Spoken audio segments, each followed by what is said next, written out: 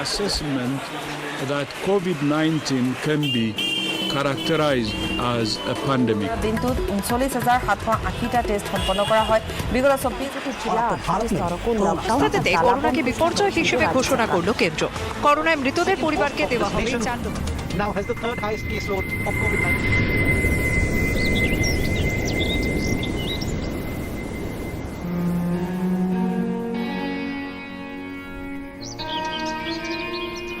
जिंदगी थम सी गई है, कितनों की तो सांसें भी।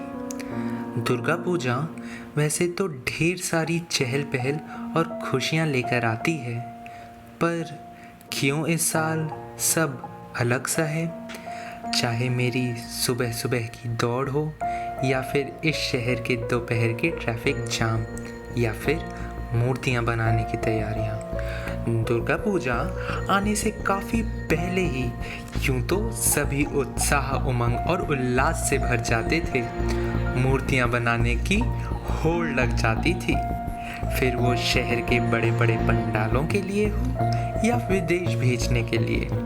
पंडाल बनाने वाले और शहर को कितने ही तरीके से सजाने वाले भी अपनी तैयारियां कितने पहले से ही शुरू कर देते थे। इतना सब कुछ हो गया है अब तो। कभी ये कलाकार इन बिन बिकी मूर्तियों को देखते हैं, तो कभी ये मूर्तियां उन्हें। मैंने देखा है हर साल इस समय मेरी सहेलियां सुंदर सुसज्जित होकर अब तक तो अपने बसेरे को चल चुकी होती थी, पर मेरी सारी सहेलियां, ये मूर्तियां अब तो बस खुद से धूल कण झाड़ती दिखती है। मुझे याद है सब मुझे तराशने में, सजाने में कितनी मेहनत किया करते थे। मैं भी इनकी प्राण प्रतिष्ठा की रस्म और इनकी लगन को देखकर खूब मुस्कुराया करती थी, मानो उन रस्मों ने सच में हम में जान फूंक दी हो। पता नहीं आज मुझे कोई लेने क्यों नहीं आया अभी तक। मुझे तैयार तो करो ऐ कलाकारों। क्या थक गए हो तुम? मेरी राह देखता होगा मेरा पंडाल, मेरे पुजारी भी तो बैठे होंगे, मेरी राह देख रहे होंगे।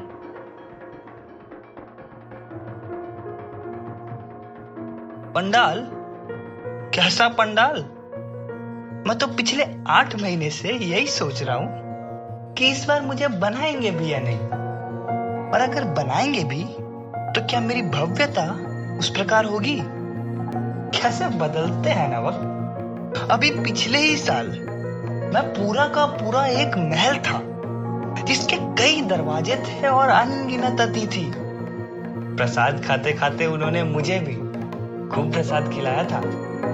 मूर्ति भी तो मेरी ही सेवा के कारण खुद को महफूज समझा करती थी, और अब तो जैसे कुछ बचा ही नहीं, बस घोर सन्नाटा ही है चारों ओर। अब तो वो बच्चे भी नहीं दिखाई देते जो दिन भर यहीं खेलते रहते थे। जहां दिन रात भक्तों का प्रणाम और उनकी चहल पहल मुझे सचेत कर देती थी, वहीं आज आसपास से गुजरती एम्बुलेंस मुझे जगा जाती है।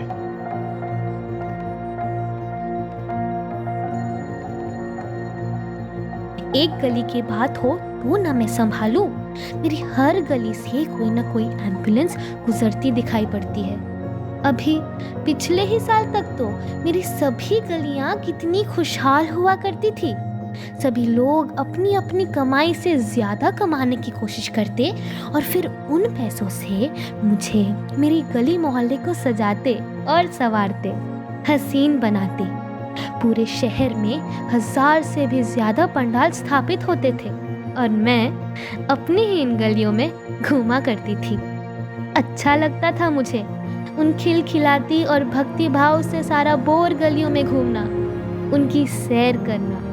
मुझे 16 नहीं, सहस्त्रों श्रृंगारों से सजाया करते थे ये लोग। दुल्हन सी लगती थी मैं। और वो once in a while, right in the middle of an ordinary, life gives us a fairy tale वाली स्टोरी थोड़ी बदल सी गई लगता है। आवाजें तो आती हैं अब भी, पर भूखे लोगों की, दर्द से कराहते लोगों की।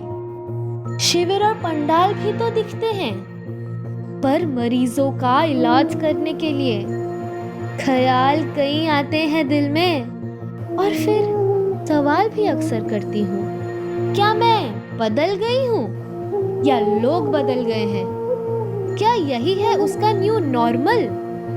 हिम्मत टूटने लगती है जब अपने बच्चों को भूखे पेट सोते देखती हूँ, रोते बिलखते देखती हूँ, किसी अस्पताल के बाहर बेसहारा खड़े हाथ फैलाए देखती हूँ।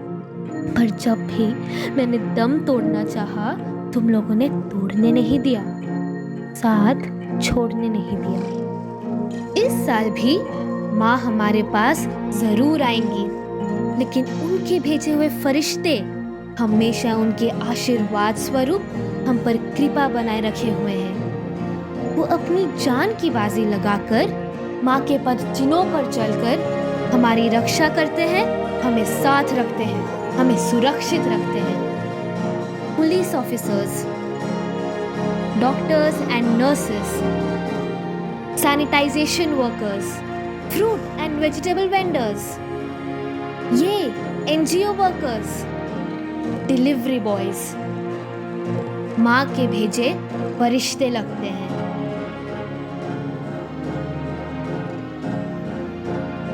कि कोई बात नहीं जो ना लगा वो गुब्बारों का मेला, ना बुझा पाई प्यास वो शिकंजी ठेला।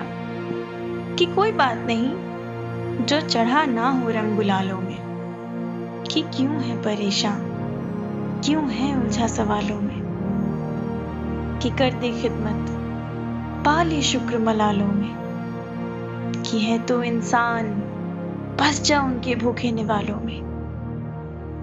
सूखी है जमीन करना दिल सूखा, चला दे हल तो खुशियों के खलिहानों में, जिन्हें ढूंढ रहे हो ऊंचे ऊंचे पंडालों में। माँ बैठी है दूर कहीं अस्पताल में।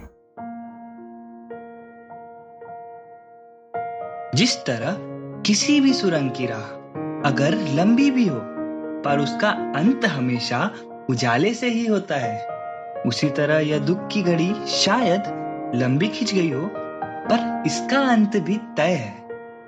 किसी ने सही कहा है कि दुनिया में कुछ भी अधिक समय तक नहीं चलता,